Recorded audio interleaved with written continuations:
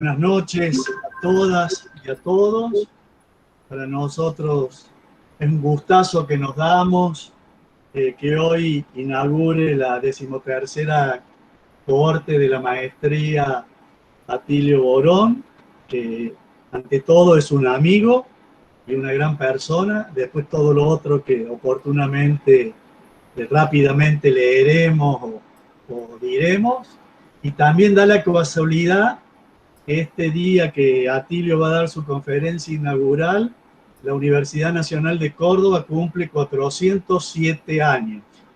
Así que para nosotros es doble festejo iniciar la maestría que ha sido categorizada A por CONEAU hace un mes, de la que Atilio es miembro del comité académico y profesor desde hace años. Y son los 407 años de la universidad, los 30 años del CEA, así que más no podemos pedir. Y también estar acompañados por un grupo de casi 40 alumnos de la maestría, colegas profesores, colegas que están en Europa, que son amigos de la casa y de Atilio, profesores también latinoamericanos que se han incorporado a esta conferencia inaugural y a quienes damos las buenas tardes y buenas noches, y también profesores de la Facultad de Ciencias Sociales a la que pertenece la maestría y el CEA. Bueno, dicho todo esto, presentarlo a Atilio Borón no tiene mucho sentido porque es uno de los cientistas sociales argentinos más citados, no solo en Latinoamérica, sino en el mundo. Pero bueno, para aquellos, en hay chicos muy jóvenes que empiezan la maestría.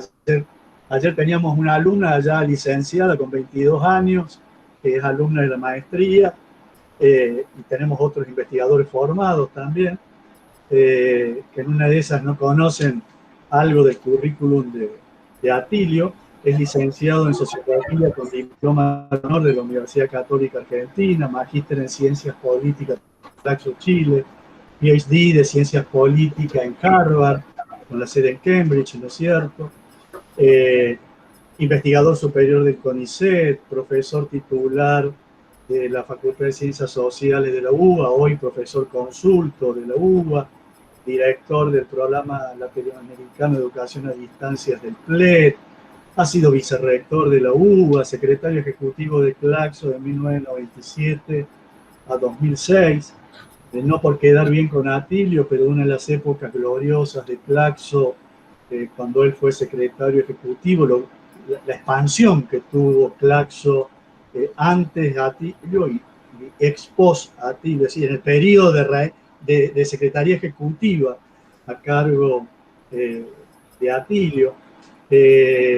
Bueno, tiene un montón de publicaciones, por ejemplo, por Imperio, Imperialismo, que es un libro de él muy utilizado, muy conocido, muy importante. Recibió el premio honorífico de ensayo Ezequiel Martínez de Estrada de la Casa de las Américas, es premio José Martí de UNESCO, tiene varios doctorados honoris causa en universidades nacionales de Argentina y otras universidades latinoamericanas, pero sobre todo, y la que más voy a destacar, es doctor honoris causa de nuestra Universidad Nacional de Córdoba, que hoy cumple 400 años, casualmente propuesto por la maestría de Relaciones Internacionales y el doctorado de Ciencia Política del Centro de Estudios Avanzados de la Universidad Nacional de Córdoba, Cata Maisi, que fue la compañera de propuesta, y Marisú. Y bueno, como dije, aparte de Imperio, Imperialismo, el último de sus libros, que vamos a hacer propaganda para aquel que quiera comprarlo, El Hechicero de la Tribu, que tuve el honor de presentarlo acá en Córdoba, en la Feria del Libro, en La Piojera, en el corazón del barrio pirata de Alberdi, en el año pasado, 2018, América Latina en la geopolítica y el imperialismo, 2012, Tras el búho de Minerva, en el año 2000, libro que me sirvió a mí para concursar mi cátedra de Derecho Político. Justo salió el tema del Manifiesto Comunista y utilicé como bibliografía el libro de Atilio.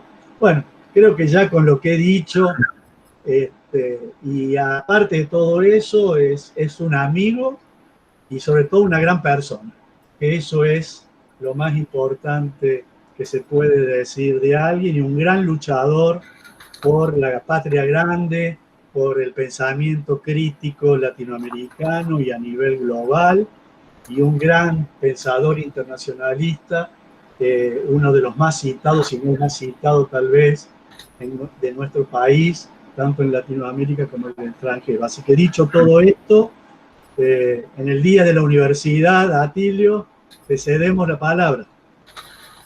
Bueno, muchas gracias, Carlos, amigos del CEA, de la maestría, los colegas de la maestría.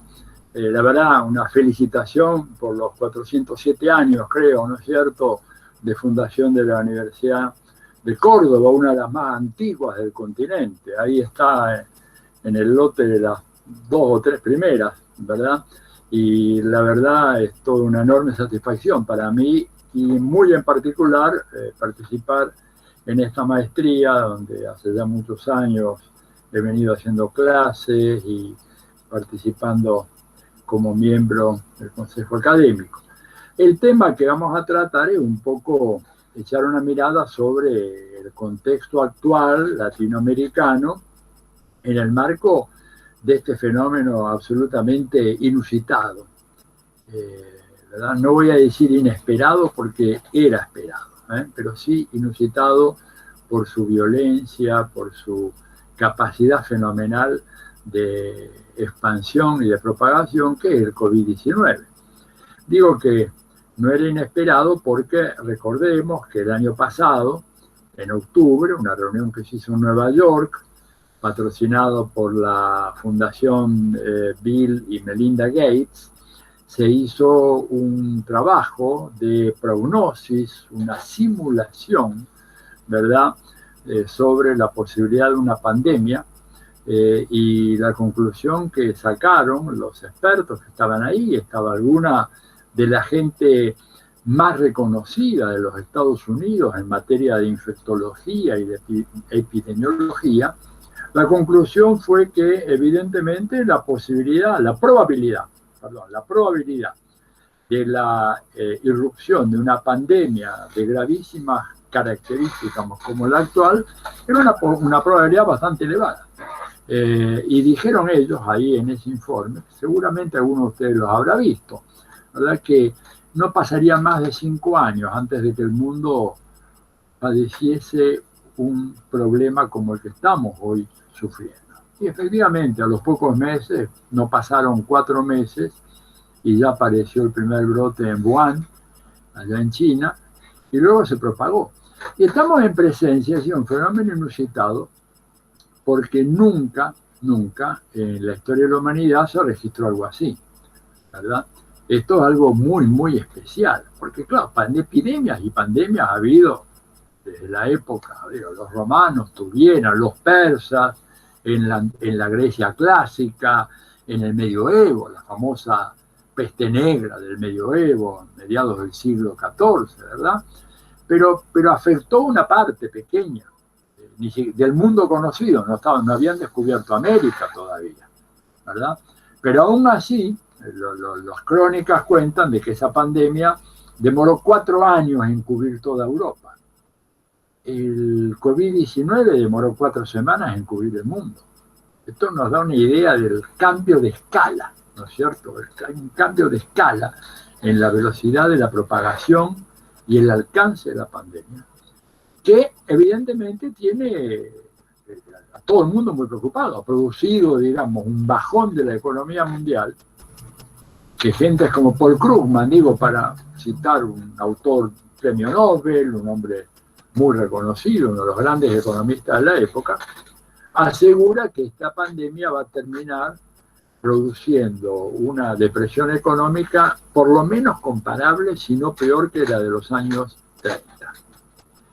Lo cual, evidentemente, significa que para todos nosotros, sobre todo en la periferia, que somos los capitalismos periféricos, con poblaciones más desprotegidas, más indefensas, esto puede llegar a tener consecuencias brutales.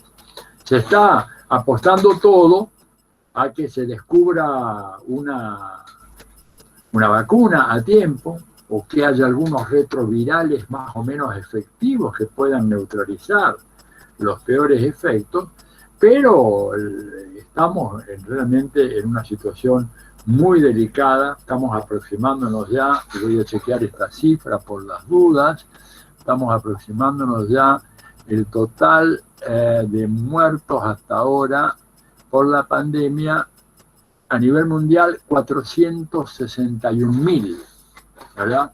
Muertos por la pandemia a nivel global. Esto habla realmente de un fenómeno muy, muy significativo, y en donde los países están realmente sufriendo, algunos de los países más avanzados, consecuencias francamente sorprendentes en términos de la letalidad que tuvo esta pandemia, que tiene y que no ha terminado todavía, ¿verdad? En Estados Unidos están llegando ya a los 120.000 muertos. 120.000 muertos quiere decir una cifra, 121.303, la cifra de ayer a la noche, la última oficial. Esto quiere decir 2 veces los muertos producidos por la guerra de Vietnam. Y tenemos, digamos, por otra parte, que en América Latina, Brasil, ¿verdad?, es el segundo país a nivel mundial en términos de muertos, con 48.000, casi 49.000 muertos. De manera tal que estamos en presencia de un fenómeno que abarca países súper desarrollados como Estados Unidos, países en vías de desarrollo, para llamarle de una manera poco convincente, pero es lo convencional, como Brasil, ¿verdad?, países europeos, ¿verdad?, donde, qué sé yo, Bélgica, por ejemplo, que siempre ha sido considerada como uno de los países con un sistema de salud público más eficiente, etcétera, es el país que va a la cabeza en términos del número de muertos por millón de habitantes. Una cosa realmente impresionante, ¿verdad? 837 muertos por millón. Argentina tiene 21, 22, digo, para ver un poco la escala de magnitud, ¿no es cierto?, de todo esto. Mismo Estados Unidos tiene casi 370 muertos por millón, una cifra escandalosa. Pero la pandemia entonces es un fenómeno total.